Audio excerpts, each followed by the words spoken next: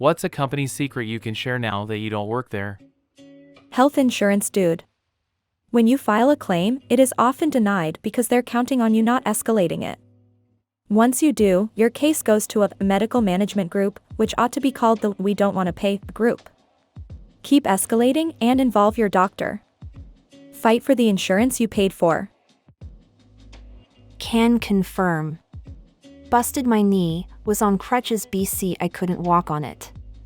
Was denied BC, they felt I wasn't in enough pain BC, I didn't require a painkiller prescription. DR went back and forth and I was on crutches 2 months before they finally relented and I could get my surgery. Mortgage industry here, we're like cops, only answer the question asked, do not provide additional information to be helpful, it could screw you over. I worked at L'Oreal. The cosmetics from L'Oreal and Lancome are practically the same.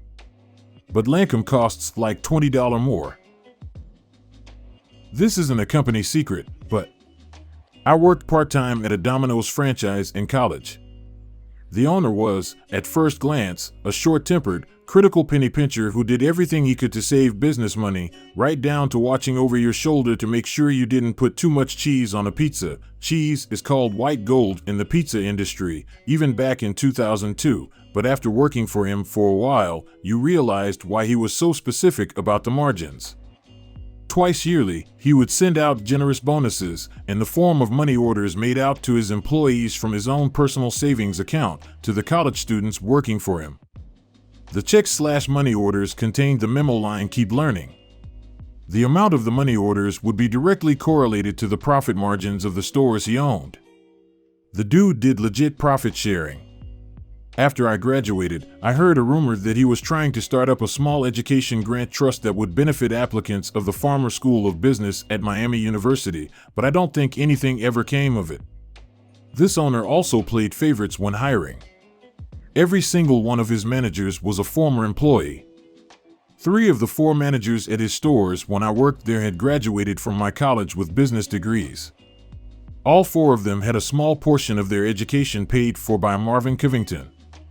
Marvin Covington, Oxford, Ohio Domino's owner from Vevey, Indiana, died in 2017. That dude knew how to do business and do it right.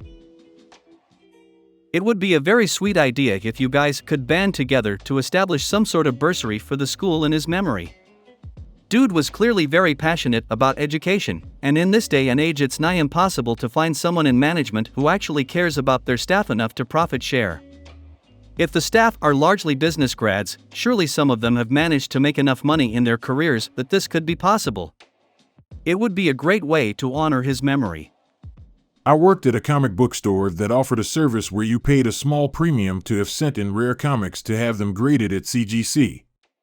A few months later, we had many customers coming in to check the status of their comics. We contacted the owner to see what was going on, and he would always claim that there was some distribution problem. Fast forward a few months, we found out he was taking customers' graded copies and selling them online while trying to return back issue versions of their original comics.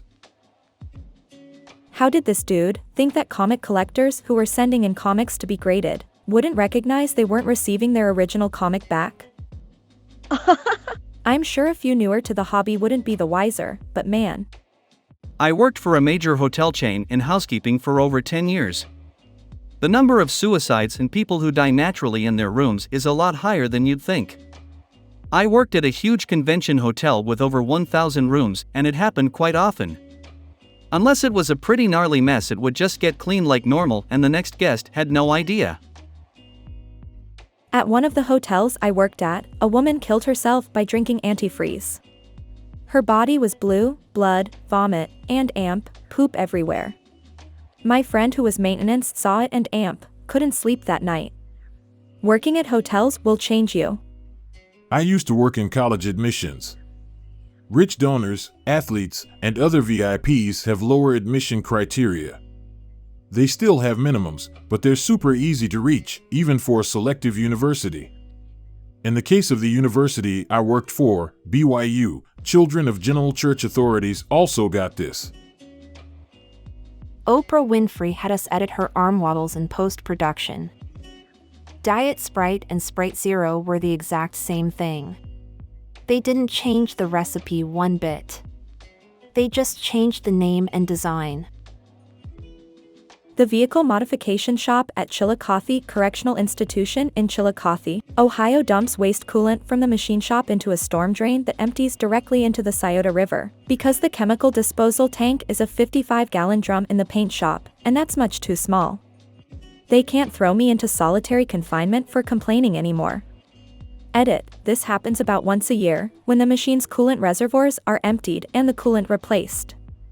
It's not on a schedule, it's one of those things that you do when work is slow. Each machine holds 15 to 20 gallons, and usually you just add more as it evaporates, but eventually it gets nasty and needs replaced.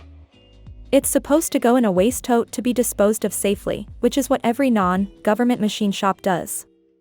Being able to prove this is being done would require knowing when they're going to do this, and that's a decision that's often made spur of the moment. Hey, work is slow, let's have a cleanup day.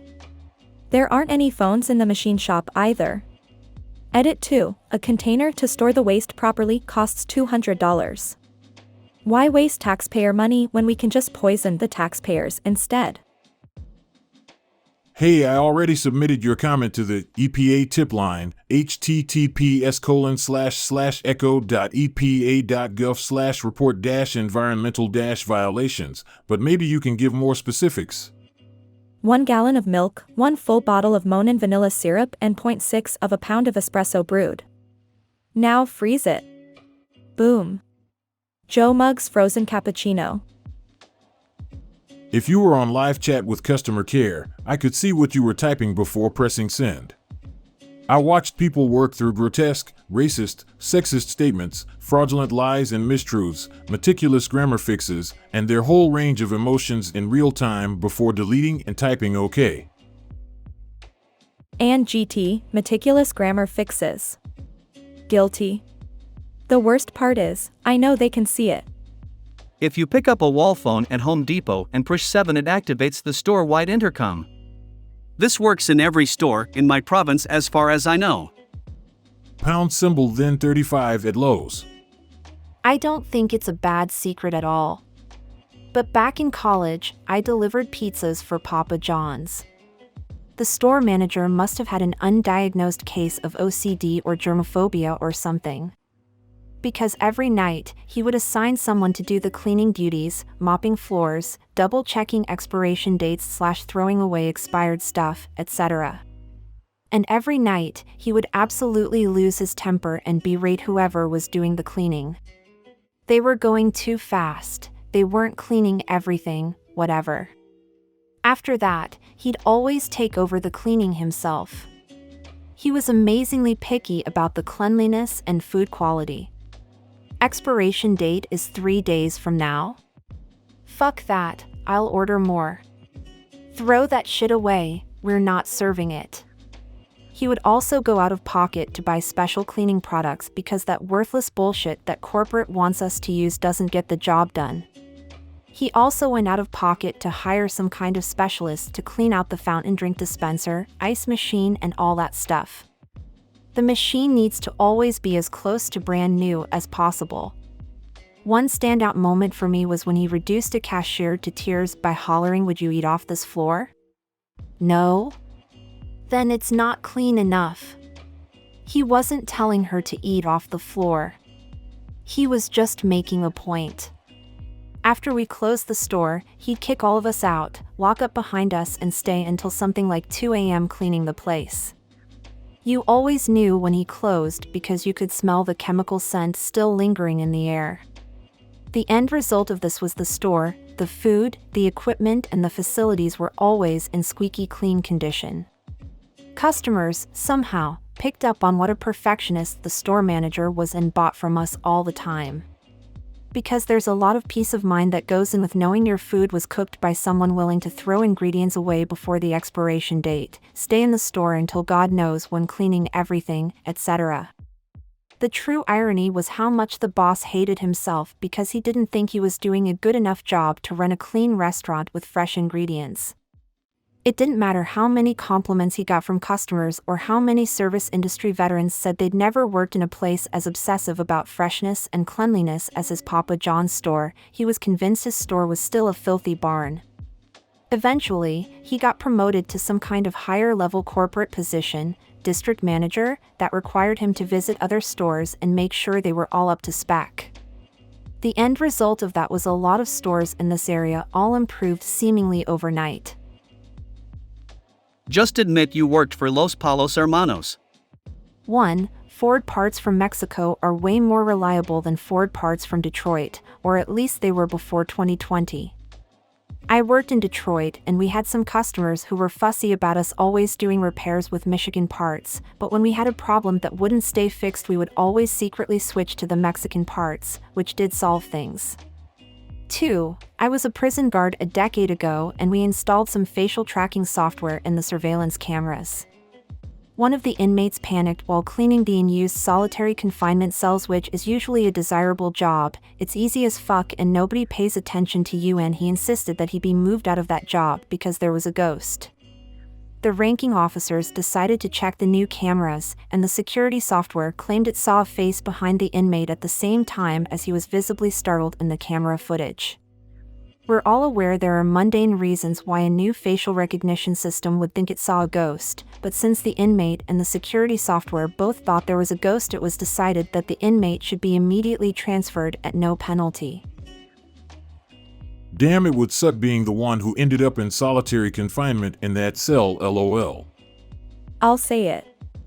A place similar in name to Past Face Urgent Care, at least in the region I worked at, banned their front desk from informing customers that they have a credit balance to use toward their services, and still required us to charge customers the full price on top of what we already owed them. Some accounts had like $500 of copay that should have been refunded but weren't.